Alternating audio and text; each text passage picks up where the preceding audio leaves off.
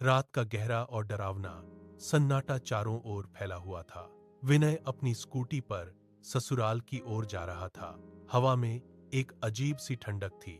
उसकी पत्नी के आखिरी शब्द उसके कानों में बार बार गूंज रहे थे कि उस रास्ते से मत जाना, वहां कुछ ठीक नहीं है। लेकिन विनय ने इन बातों को वहम समझा और स्कूटी की रफ्तार और बढ़ा दी। सड़क बिल्कुल सुनसान थी और दूर दूर तक सिर्फ घना अंधेरा छाया हुआ था।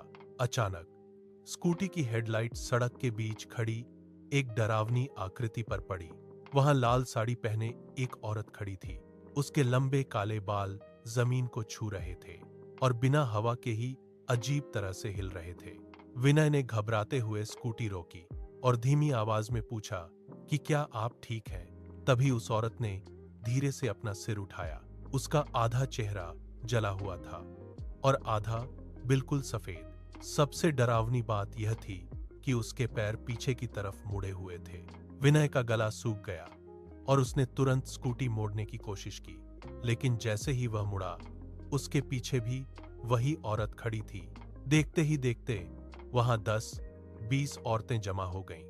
वे सब एक साथ उसकी तरफ बढ़ने लगी और फुसफुसाईं कि देर हो गई। विनय स्कूटी की हेडलाइट टिमटिमा रही थी और हर बार वे और करीब आ जाती थीं। तभी एक डायन ने उसके कान में कहा कि तेरी बीवी ने तुझे चेतावनी दी थी, क्योंकि मैं उससे मिल चुकी हूं। विनय का खून जम गया और उसका दिमाग सुन्न हो गया। सारी डायनें एक साथ भयानक तरीके से चीखने लगी और चारों ओर गहरा अंधेरा छा गया।